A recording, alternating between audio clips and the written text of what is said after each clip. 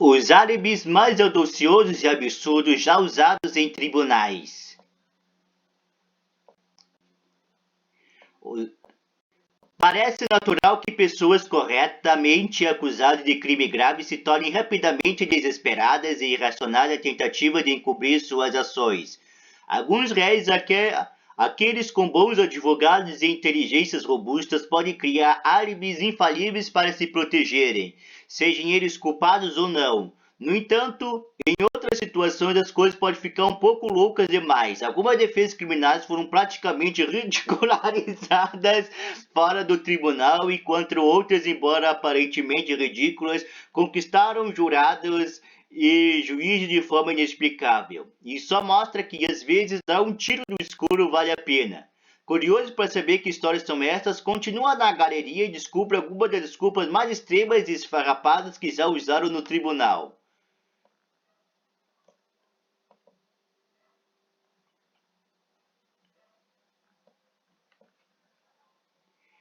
Assassinato restrito por peso. Em 2006, Edgeworth Athens dirigiu pelas costas leste dos Estados Unidos, na Flórida, até Nova Jersey para matar o homem que havia se divorciado recentemente de sua filha. Depois que a ação foi feita e antes já tinha voltado para a Flórida, ele foi rapidamente implicado pela polícia como principal suspeito. A defesa argumentou que Athens era fisicamente incapaz de cometer assassinato ou mesmo dirigir para tão longe, devido às suas lutas contra a obesidade e à suposta incapacidade de disparar uma arma com precisão. Infelizmente para Athens, essa história não colou. A acusação apresentou prova de suas pesquisas sobre como matar alguém do Google pelo computador. Isso mostrou-se mais convincente para o júri. Raiva por comida. A vida no exército pode ser dura e implacável, mas ninguém espera ser prejudicado por um dos seus próprios colegas. Infelizmente, esse foi exatamente o destino do sargento mestre Pedro Mercado em 2009. O sargento Rashad Warburg, um subordinado de Mercado, atirou 6 vezes no tórax do sargento mestre antes de se entregar à polícia. Warburg tentou culpar a desidratação e a fome, causadas por uma dieta intensiva em que estava pelo seu comportamento. Previsivelmente, o tribunal não foi nada simpático e Walmart foi condenado à prisão perpétua. A defesa de Winke. O trágico assassinato dos políticos americanos Warren Winke e George Moscone chamou a atenção das pessoas, mas o julgamento de assassinato que se seguiu provou ser tão terrível quanto o ato em si. No que agora é conhecido como defesa de Winke, o advogado do assassino Dan Wiggin argumentou que seu cliente não era inteiramente responsável por suas ações, porque sua alimentação nada saudável de junk food como Rosters Twinkies, um popular bolinho industrializado americano, deixou severamente deprimido. A única coisa mais ultrajante que a defesa de White foi o fato de que isso convenceu com sucesso o juiz a retirar a acusação de assassinato em primeiro grau e ele foi condenado por homicídio voluntário. White passou 8 anos na prisão pelo duplo assassinato.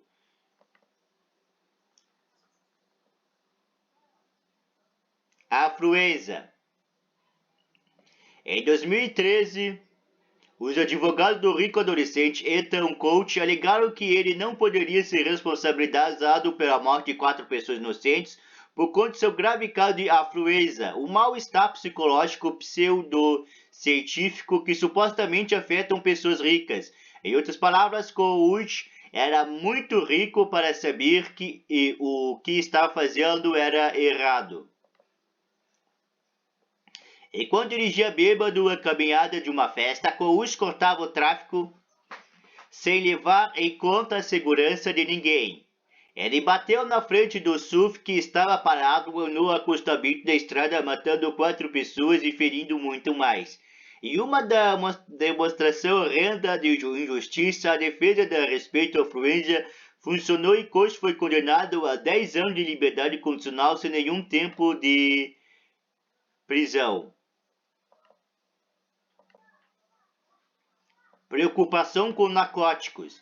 Em 2013, Alan Bienkowski foi acusado de assassinar um homem com um martelo. Numa última tentativa de encontrar sua saída da acusação, Bienkowski tomou uma estratégia ambígua. De acordo com Bienkowski, ele estava ocupado demais usando heroína e procurando mais uma droga para ter assassinado alguém. Infelizmente para Bienkowski, as evidências forenses disseram o contrário, e ele foi considerado culpado. Preso na Matrix. Tonai Lynch Ansley, o residente de Cincinnati, Ohio, Estados Unidos, supostamente começou a sofrer de delírios em 2002 e passou a acreditar que não estava realmente em Cincinnati, mas presa na Matrix. Essa confusão tornou-se violenta quando Arcey começou a brigar com sua senhora e decidiu matá-la, pensando que não haveria consequências reais para seus atos. Apesar de Arcey ter sido julgado por assassinato do mundo real, ela conseguiu alegar insanidade. Um amor amaldiçoado. Amanda Lopes, natural de Flórida, fugiu para Nova York como maneira de se distanciar do ex-namorado, mas ainda sentia a presença dele ao seu redor da pior maneira. Lopes começou a acreditar que seu ex-namorado amaldiçoou e que ela não estaria livre até que ele estivesse morto. E assim, em um ato que ela considerou legítima defesa, Lopes voltou à Flórida e esfaqueou o homem 15 vezes no tórax. Apesar da alegação de legítima defesa, Lopes foi acusado e condenado por assassinato em primeiro grau. Sonâmbulo com tendências assassinas. Sonambulismo é uma desculpa comum e geralmente desconsiderada para cometer crimes hediondos. Às vezes essas alegações são legítimas, mas na maioria dos casos não passam de desculpas esfarrapadas. Um dos casos mais famosos diz respeito ao homem chamado Stephen Reitz, que culpou o sonambulismo por ele jogar um vaso de flores diretamente na cabeça da namorada e por continuar a esfaqueá-lo no pescoço. Nem precisamos dizer que o tribunal não acreditou nessa defesa. Inteligente demais para matar. Hans Reiser, um programador de computador recluso comumente descrito por aqueles que o conheceram como um gênio, ficou sob escrutínio policial em 2006 após o desaparecimento de sua ex-esposa. Conforme as evidências se acumulavam, foi ficando claro que Reiser era o culpado. No entanto, mesmo em julgamento, Reisner tentou provar usando matemática que a probabilidade dele matar a esposa era igual à de sua esposa fugir para a Rússia. Reisner chegou ao ponto de escrever uma tese sobre a percepção das pessoas a respeito da realidade e a submeteu como prova a seu favor. O advogado de defesa também tentou alegar que o júri escolhido era incapaz de julgar adequadamente Reisner, porque eles não estavam no mesmo nível intelectual que o réu. As provas contra ele, no entanto, falaram mais alto do que as suas teorias, e Reisner foi considerado culpado. A defesa do papagaio. O residente da Califórnia, Gary Joseph Rapp, foi preso por assassinato de sua parceira de negócios, Jane Gill, em 1991. Sua defesa focou fortemente numa testemunha especial, um papagaio cinzento chamado Max.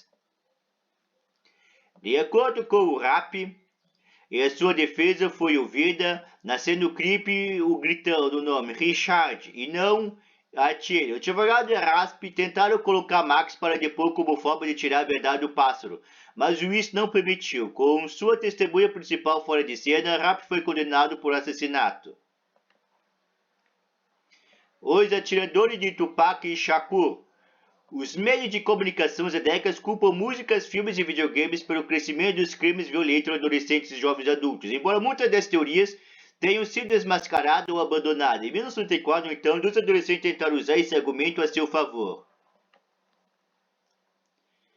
Dois adolescentes em Milwaukee, Wisconsin, Estados Unidos, orquestraram e executaram um ataque sniper em um veículo da polícia armada que deixou um policial morto. A defesa dele no tribunal foi: a de que eles sofreram lavagem cerebral por letras do rap violentas, nomeadamente as de Tupac Shakur. O tribunal rapidamente rejeitou essa defesa e condenou os dois adolescentes à prisão perpétua.